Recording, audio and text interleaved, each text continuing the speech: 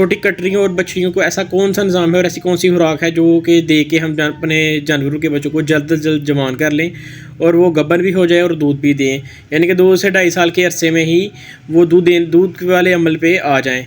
क्योंकि हमारे पास जो जानवर होते हैं उनके जो बच्चे हैं वो 3-3 साल 4-4 साल तक तो वो गब्बर ही नहीं होते। तो ऐसी कौन सी खुराक है, ऐसे कौन से फार्मूले हैं जिसके ज़रिए हम अपने जानवरों को जल्द से जल्द जवान करें और गबन करें। अस्सलाम वालेकुम, मैं उम्मीद करता हूँ तमाम दोस्त खैरियत से होंगे और आप सबको मेरे YouTube channel dairy knowledge info पे खुशामदीद। आज की जो वीडियो है नहायत अहम और मालूमाती वीडियो है कि जो हमारे गाय भैंस और उनके बच्चे हैं, ख़ास तौर पे कटियाँ और बछड़ियाँ, ये जवान ही नहीं होते और इनके वज़न भी पूरे नहीं होते और इनको 2.5-3 साल तो सिर्फ अपना वज़न पूरा करने में ही लग जाते हैं और वो फिर जाके गब्बर होते हैं और फिर 4-4.5 साल के अरसे में जाके हमें दूध देते हैं। तो इंशाल्लाह आज इस वीडियो में ये तमाम चीज़ें कवर करेंगे।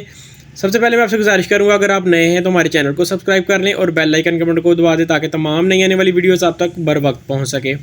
इसके अलावा चैनल पर मौजूद दीगर वीडियो से भी आप फ़ायदा हासिल कर सकते हैं। हर वीडियोज़ को लाजमी शेयर किया करें ताकि ये तमाम फार्मर्स रात तक पहुँच सके। तो वक्त को ज़ाया किए बगैर ही अपने टॉपिक की तरफ वापस आएंगे और बात करेंगे अपने जानवरों के छोटे बच्चों पे कि इनको ऐसी कौन सी खुराक, ऐसे कौन से प्रोटोकॉल और ऐसे कौन सा निज़ाम है जिसको अपना के हम अपने जानवरों की ग्रोथ अच्छी कर सकते हैं और इनको जल्द से जल्द जवान करके गबन करके इनसे दूध ले सकते हैं। तो सबसे पहले जब हमारा जानवर तैयार होता है और तैयार होने के बाद जो वो बच्चा देता है तो जो बोली होती है वो दूध, यानी कि जो जानवर पहले टाइम का देता है, वो अपने जानवर के बच्चे को फिल 4 पिला देना चाहिए। ये इंतज़ार नहीं करना चाहिए कि जानवर जेर फेंके और वो साफ़ सुथरा हो और उसके बाद दूध निकाले और फिर दूध बच्चे को पिलाएं। तो ये गलती आपने नहीं करनी क्योंकि उसमें बहुत ज़्यादा ताकत होती है और वो बच्चे की खुराक है वो उसके लिए नहायत ज़रूरी है।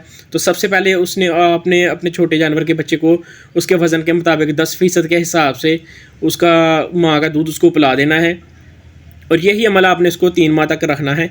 और इसके साथ साथ इस 3 माह के अरसे में आपने उसे खुश्क खुराक देनी है। इसमें ख़ास तौर पे आपने वंडा जो है कफ स्टार्टर वो देना है।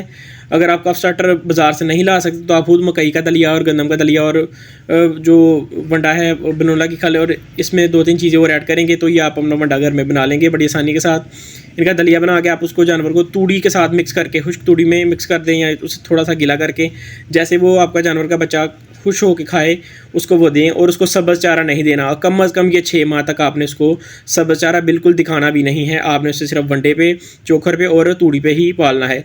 इंशाल्लाह इससे आपको उसकी बड़ी ज़बरदस्त ग्रोथ देखने में आएगी और इसके साथ साथ आपने उसे विटामिन D3 का इंजेक्शन भी लगाते रहना है। इसके साथ साथ कोई मल्टीविटामिन का इंजेक्शन भी आप उस हफ्ते में एक बार या 10 दिनों में एक बार लाजमी तौर पे 2 से 3 cc लगाएंगे। इंशाल्लाह इससे बेहतरीन उसकी ग्रोथ आएगी और आप किसी अपने एक जानवर के बच्चे पे ये वाला फार्मूला लाजमी अपनाएं, इंशाल्लाह आपको बेहतरीन ग्रोथ नज़र आएगी।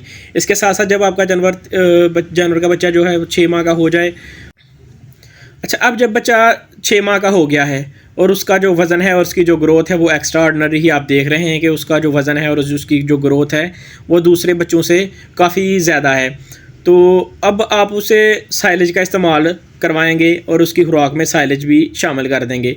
लेकिन अगर बिलफर्ज आपके पास साइलेज नहीं है और आप साइलेज का इस्तेमाल नहीं करते तो फिर आपने करना तो ये है कि वैसे होना तो ये चाहिए कि अब जो आने वाला वक्त है वो डेयरी फार्मिंग में तो साइलेज के बगैर गुजारा बिल्कुल भी नहीं होगा। तो आप भी साइलेज पे शिफ्ट हो जाएं क्योंकि जब हर बंदा साइलेज पे शिफ्ट हो रहा है और वो देख रहा है कि साइलेज पे दूध में भी जो है इजाफा हो रहा है, जानवर की सेहत भी अच्छी हो रही है, तो फिर आपको भी ज़रूर सोचना चाहिए और एक दफ़ा ज़रूर ट्राई करना चाहिए साइलेज।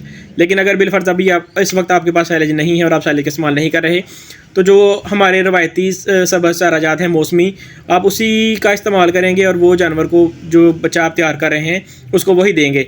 तो उसकी खुराक में ये शामिल करेंगे और उसके साथ साथ आपने 1 से 1.5 किलो वंडा लाजमी तौर पे उसकी खुराक में शामिल रखना है। इसके साथ साथ उसको सुकून दे और अच्छा माहौल भी फ्राहम करना है। इसके साथ मल्टीविटामिन इंजेक्शन ये भी आप वक्तन फ़क्तन उसको इस्तेमाल करते रहेंगे और वैक्सीन्स भी आप टाइमली अपनी जो मौसम पे वैक्सीन्स होती हैं वो हर वैक्सीन आप करवाएँगे टाइमली।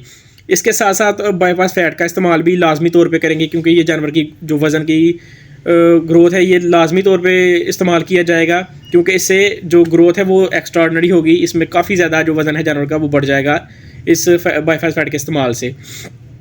इसके साथ साथ आप अब आपकी ये कोशिश है कि अगर आपके पास गाय का बच्चा है तो उसका जो वज़न है वो आप 300 किलो तक जहन में रखें कि 300 किलो तक जब वज़न होगा तो तब भी जाके वो उस प्रोटोकॉल में शामिल होगा, हीट वाले प्रोटोकॉल में, कि उसको गबन करवाया जा सके।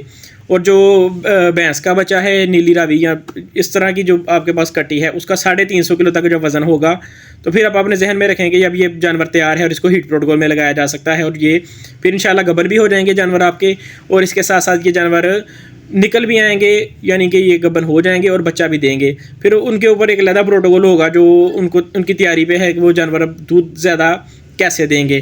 तो इंशाल्लाह उस पर एक और वीडियो बनाएंगे। एक वीडियो इस पर हमारे चैनल पर मौजूद भी है, वो भी आप देख सकते हैं।